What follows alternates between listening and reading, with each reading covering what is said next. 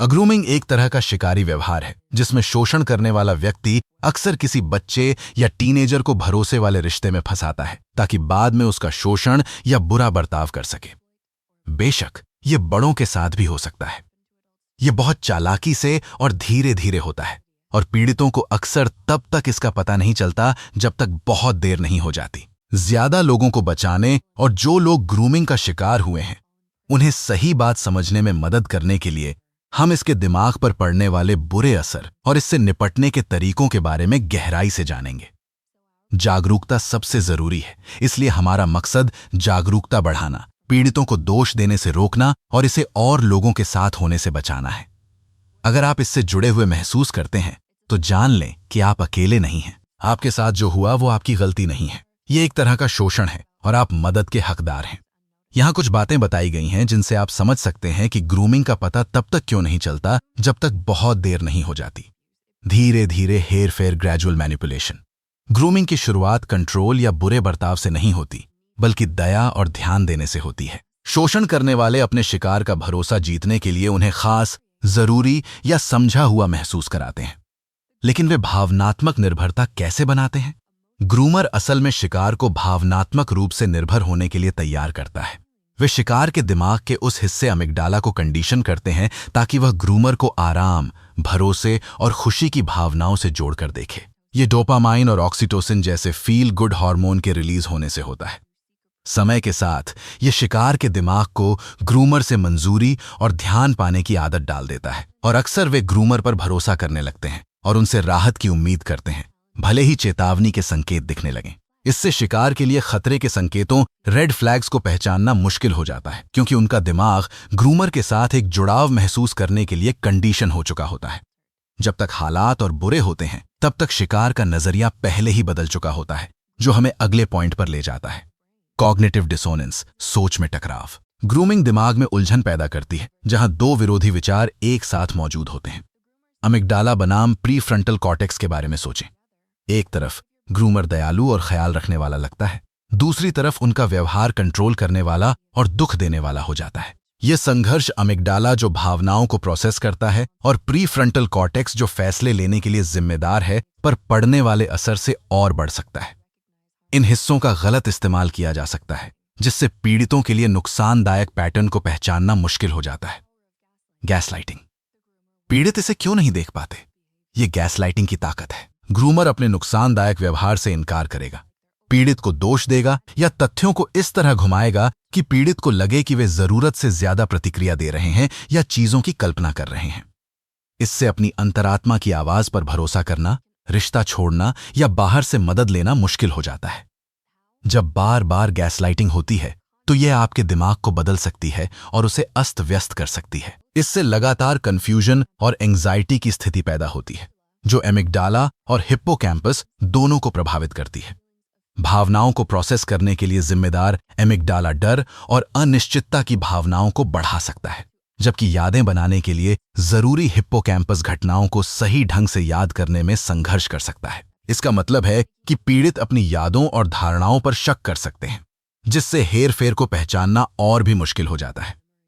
हमने कई पीड़ितों को दुर्व्यवहार, ग्रूमिंग या अन्य दर्दनाक अनुभवों की यादों को याद करने में संघर्ष करते देखा है। इससे ऐसी स्थितियां पैदा हो सकती हैं जहां लोग पीड़ित पर झूठ बोलने का झूठा आरोप लगाते हैं, सिर्फ इसलिए कि वे खास विवरण याद नहीं रख पाते हैं।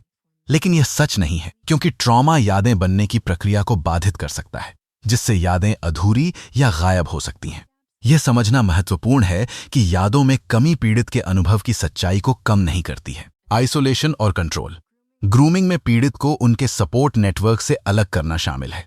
समय के साथ ये आइसोलेशन उनके लिए अपनी स्थिति पर बाहरी दृष्टिकोण प्राप्त करना और भी मुश्किल बना देता है। नतीजतन वे अकेलेपन और ग्रूमर पर निर्भरता की बढ़ी हुई भावनाओं का अनुभव कर सकते हैं। इस स्थिति में ग्रूमर अक्सर भावनात्मक समर्थन और मान्यता का मुख्य स्रोत बन जाता है, जो दिमाग के रिवॉर्ड सिस्टम को काफी प्रभावित करता है। पीड़ित का एमिगडाला ग्रूमर के संकेतों के प्रति बहुत सतर्क हो सकता है, जिससे डर और एंजाइटी की भावनाएं तेज हो जाती हैं, जबकि साथ ही साथ मंजूरी मिलने पर सुरक्षा की झूठी भावना को मजबूत करता है। लगातार हेरफेर के कारण प्रीफ्रंटल कॉर्टेक्स के कमजोर होने के साथ मिलकर यह पीड़ितों के लिए अस्वास्थ्यकर पैटर्न को पहचानना और अपनी एजेंसी की भावना को पुनः प्राप्त करना चुनौतीपूर्ण बनाता है, जिससे वे हेरफेर के चक्र में और अधिक फंस जाते हैं। इसे ट्रॉमा बॉन्डिंग के रूप में भी जाना जाता है। जब किसी को ग्रूम किया जाता है तो वे अक्सर स्नेह और उसके बाद दुर्व्यवहार या हेरफेर के चक्र से गुजरते हैं। यह भावनात्मक उतार चढ़ाव दिमाग को ग्रूमर को दर्द से राहत देने वाले के रूप में जोड़ने के लिए प्रेरित कर सकता है, भले ही वे वास्तव में इसे पैदा कर रहे हों। यह एक तरह की लत की तरह है। पीड़ित का दिमाग उन भावनात्मक ऊंचाइयों और मान्यता की लालसा का आदी हो जाता है, अक्सर यह महसूस किए बिना कि यह चक्र वास्तव में कितना हानिकारक है। स्नेह और दुर्व्यवहार की अप्रत्याशितता इस निर्भरता को और भी मजबूत बनाती है। यदि ग्रूमर के पास वित्तीय शक्ति या उच्च सामाजिक प्रभाव है तो यह फंसा हुआ महसूस करने की भावना पैदा कर सकता है। पीड़ितों को यह महसूस हो सकता है कि उन्हें शांत रहना होगा या ऐसे व्यवहार को सहना होगा जिससे वे सुरक्षित महसूस करें और स्वयं लक्ष्य बनने से बचें। इसलिए वे अनुमोदन और सुरक्षा की भावना की उम्मीद करते हुए दयालुता के उन क्षणभंगुर क्षणों को पकड़कर रखते हैं जो केवल उनके भावनात्मक संघर्ष को गहरा करता है और उन्हें निर्भरता के उस चक्र में फंसाए रखता है। हेरफेर मनोवैज्ञानिक स्थिति, कंडीशनिंग और विश्वास के शोषण के संयोजन के माध्यम से काम करता है, जो अक्सर स्थायी क्षति छोड़ देता है। ये कमजोरी या भोलेपन के बारे में नहीं है। संवारना एक धीमी, घातक प्रक्रिया है जो आपके मस्तिष्क को फिर से तार देती है, जिससे न केवल इसे पहचानना या विरोध करना कठिन हो जाता है, लेकिन सत्ता संघर्ष वास्तव में सब कुछ जटिल कर सकता है, भले ही पीड़ितों को बाद में चेतावनी के संकेत दिखाई दें।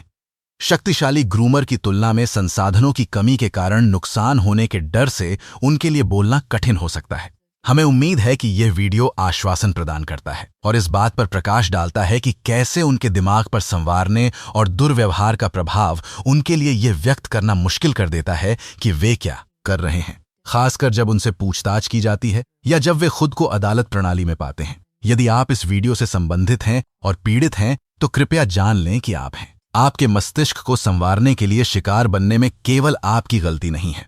ये जोड़ तोड़ की रणनीति आपके मस्तिष्क को, विशेष रूप से एमाइडाला और प्रीफ्रंटल कॉर्टेक्स जैसे क्षेत्रों को गहराई से प्रभावित कर सकती है, जो भावनात्मक प्रसंस्करण और निर्णय लेने की संवारने को कमजोर कर सकती है, विश्वास का शोषण कर सकती है और स्थायी भावनात्मक प्रभाव छोड़ सकती है। लेकिन आप समर्थन और समझ के पात्र हैं। यदि आप जानते हैं कि किसी को तैयार किया गया है तो सहानुभूति प्रदान करें, निर्णय न लें और उन्हें खुद में विश्वास बहाल करने में मदद करें। यदि आपको यह वीडियो उपयोगी लगता है तो कृपया एक लाइक छोड़ें और नीचे टिप्पणियों में अपने विचार साझा करें। देखने के लिए बहुत बहुत धन्यवाद।